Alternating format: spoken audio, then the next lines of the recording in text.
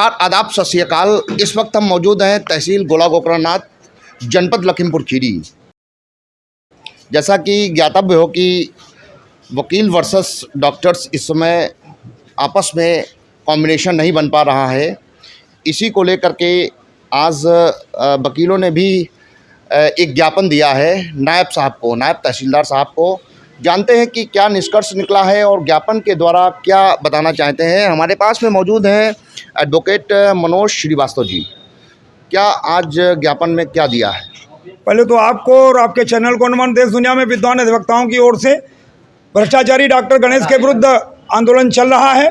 कल उत्तर प्रदेश के माननीय मुख्यमंत्री महोदय गोला छोटी काशी उनका आगमन है, तो विद्वान अधिवक्ताओं ने हमने आज ज्ञापन पुनः दिया है उप जिलाधिकारी महोदय के माध्यम से नायब तहसीलदार साहब को कि ऐसे भ्रष्टाचारी डॉक्टर को, जो कि सरकार के विरुद्ध, विद्वान अधिवक्ताओं के विरुद्ध मुकदमा पंजीकृत कराने के लिए, विवाद करने के लिए तहसील परिसर आकर विद्वानों के सम्मान को छेड़ने के साथ विद्वान अधिवक्ताओं के हकों पर कुठाराघात करने वाले भ्रष्टाचारी डॉक्टर की इतनी हिम्मत, जो 12-13 साल से यहाँ नियुक्त है, घोर भ्रष्टाचार श्रीमान जी कर रहा है इसकी बात, और वकीलों पर मुकदमा लिखा करके वो अपने घर बैठा हुआ विद्वान अधिवक्ता आंदोलन के लिए परेशान है। कोतवाल साहब को प्राथमिकी के लिए एप्लीकेशन दी गई, आज तक मुकदमा नहीं दर्ज किया गया। और डॉक्टर का वकील, वो डॉक्टर बता रहे हैं कि मैं राजपत्रित अधिकारी, विद्वान अधिवक्ता भी तो ये राजपत्रित अधिकारी हैं। हम लोग भी श्रीमान जी न्यायिक अधिकारी हैं, न्यायपालिका में काम करते हैं, देश के दबे कुचले लोगों को न्याय दिलाते हैं। मेरी मांग है, कल माननीय मुख्यमंत्री महोदय आ रहे हैं, शासन प्रशासन जागरूक हो।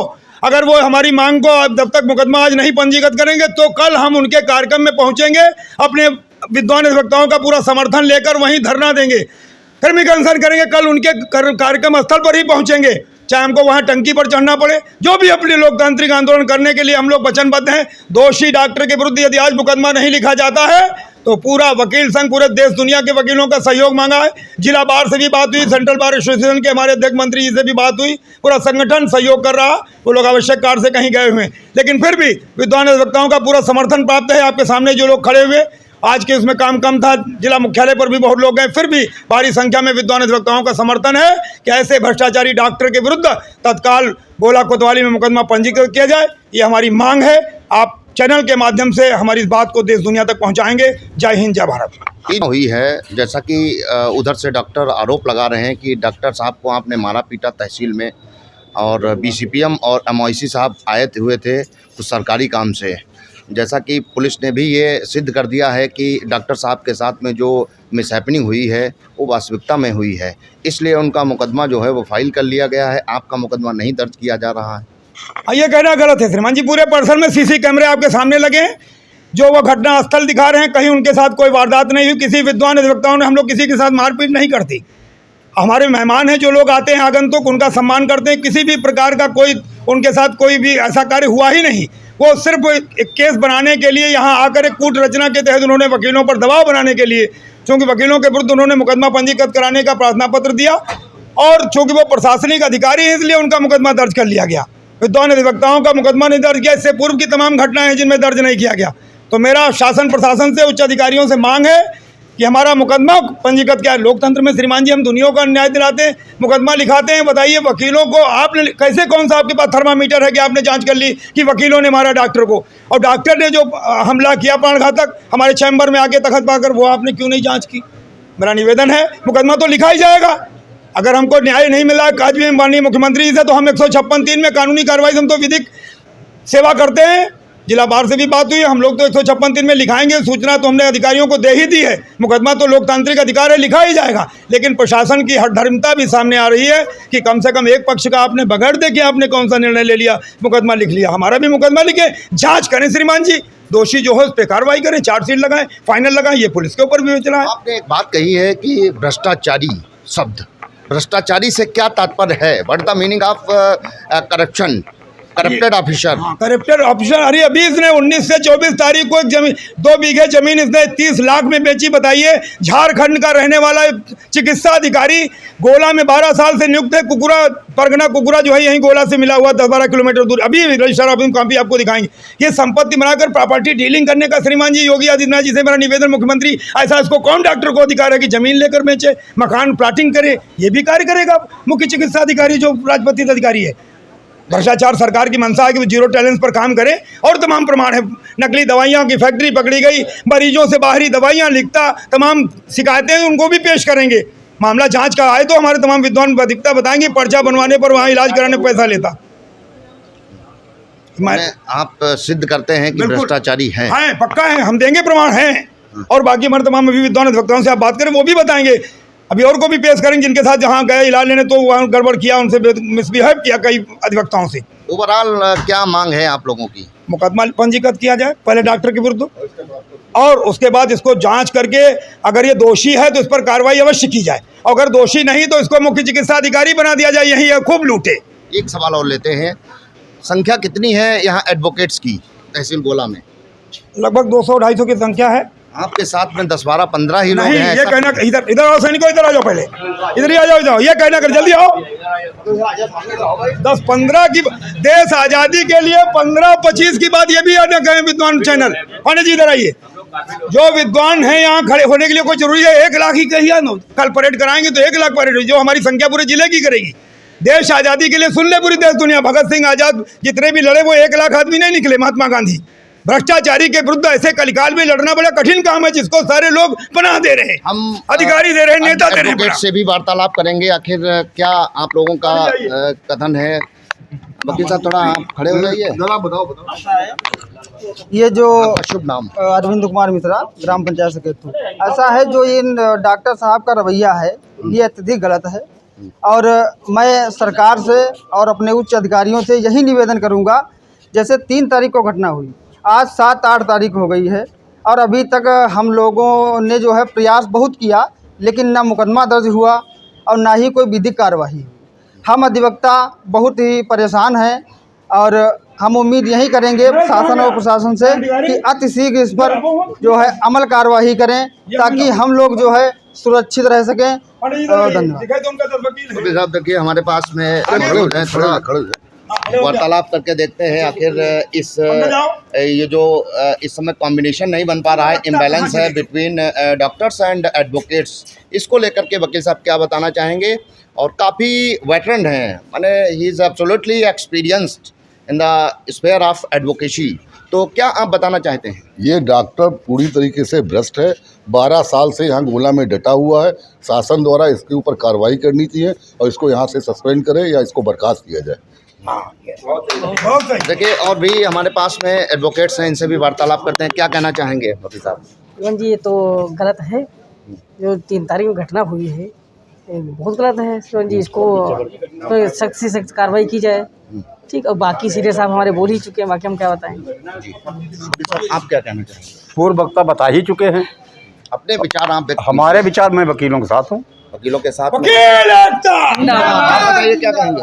जो कुछ कहना है पूर्व अधिवक्ता महोदय कह चुके हैं और हम लोग कार्यवाही चाहते हैं। आखिरी सवाल और लेते हैं वकील साहब से, आपके बाद काउंसिल की तरफ से क्या रिस्पांस मिल रहा है? बार सहयोग कर रही है पूरा, बिना संगठन यहाँ कैसे खड़े हो पाएंगे? पूरा संघ यहाँ से लेकर अभी, क्योंकि अभी उन्होंने कहा कि हम लिखा देंगे, सारे लोगों ने कहा कि निश्चिंत नहीं, मालूम है कि मुकदमा तो लिखा ही देंगे हम लोग, लेकिन फिर भी क्योंकि हम लोग इस मुद्दे को वो डॉक्टर बाहरी आकर के नर्सों के द्वारा, बताइए कोई डॉक्टर यहाँ आकर ये गुटबाजी करेगा, आंदोलन कराएगा? कौन वो जनप्रिय लीडर है यहाँ का, वो एक चिकित्सक है, वो इस तरीके के व्यवहार, जब किसी का मामला होता है ले आया नर्सों खड़ा कर देता है। अब की उसको हम लोगों ने तैयारी की है कि कल का हम लोग माननीय मुख्यमंत्री जी के सामने प्रदर्शन करेंगे, उसकी जांच कराएंगे। देखिए, एडवोकेट्स बहुत ही रोषित हैं और मांग कर रहे हैं कि डॉक्टर की जांच की जाए और पुलिस की तरफ से मुकदमा लॉस किया जाए। बहरहाल आपको बताते चले कि 3 तारीख में जो घटना हुई है, डॉक्टर्स का कहना है, डॉक्टर और बीसीपीएम का कहना है कि उनके साथ में आपने मारपीट किया है, और आपका कहना है कि आपके चैम्बर और तख्त पर आकर के डॉक्टर ने मारपीट की, अभद्रता की। जांच का विषय है, मुकदमा डॉक्टर की तरफ से आप पर पंजीकृत कर लिया गया है। आपने बताया कि अगर हम लोगों का मुकदमा आज पंजीकृत नहीं होता है 8 मई को, तो हम लोग कल धरना प्रदर्शन शुरू करेंगे। कल माननीय मुख्यमंत्री जी का कार्यक्रम भी गोला में लगा हुआ है। अब देखना ये है कि इस मामले को लेकर के पुलिस प्रशासन का क्या रवैया होता है और पुलिस प्रशासन के द्वारा क्या एक्शन लिया जाता है। इसी के साथ ब्यूरो रिपोर्ट यूपी खबर। आज इस समय 3 तारीख से आप लोगों को और वकीलों के बीच में जो विवाद चल रहा है, उसमें कई इल्जामात आप पर लगाए जा रहे हैं, जैसे कि बताया गया है कि आपने बहुत ज़्यादा प्रॉपर्टी अर्जित कर ली है, इसको लेकर के क्या कहेंगे? देखिए, पहली बात तो ये है कि मेरा और वकीलों के बीच में कोई विवाद नहीं है। मेरा सिंगल सा जो था वो यही था कि मनोज श्रीवास्तव बिना बात के गाली गलौज करने लगे और हाथापाई पे उतर आए, और उनके साथ में 1-2 लोग आए जिनको मैं शक्ल से भी नहीं पहचानता हूँ। बस मेरा इतना विवाद है, मेरा वकीलों से कोई विवाद नहीं है। लेकिन मनोज श्रीवास्तव का कहना है कि आप जा करके आपने उनके चैम्बर और तख्त पे मारपीट शुरू किया है, आप और डीसीपी साहब। पहली बात तो ये है कि मैं उनको कितना जानता हूँ और वो मुझे कितना जानते हैं, पहले तो ये होना चाहिए। मैं बाहर से आया हुआ इंसान हूँ, मैं उनके बारे में ज़्यादा कुछ जानता नहीं हूँ। सिर्फ 2 मुलाकात है, और 2 मुलाकात में उसमें एक बार दोबारा पहले भी गाली गलौज कर चुके हैं, जिसकी सूचना मैंने बार काउंसिल को दे दी थी, बार एसोसिएशन को दी थी। और तीसरा प्रकरण ये है जो उस दिन 4 तारीख को हुआ है। इसके पहले तो मैंने उनसे ज़्यादा ना मुलाकात है ना बातचीत है, तो मैं किस लिए मारने जाऊँगा अभी तहसील परिसर में। एक बात तो निकल के आ रही है कि लंबे अरसे से माने 12 साल से आप यहाँ पर एक ही स्थान पर तैनात। नहीं, ये गलत है। मैं 2020 के दिसंबर से मैं यहाँ CSC गोला पे इंचार्ज के पद पे आया हूँ। डॉक्टर साहब, नकली दवाइयों का भी आपके द्वारा कुछ इन्वॉल्वमेंट अब- बताया जा रहा है? ये आरोप मुझ पे अक्सर इनके द्वारा और मनोज वाजपेयी के द्वारा लगाया गया है। मनोज वाजपेयी इसके पहले भी कई बार कह चुके हैं, कंप्लेन कर चुके हैं, और हर बार सब लोग एक ही बात कहते हैं कि न्यायालय में है। तो क्या न्यायालय से बढ़कर है ये?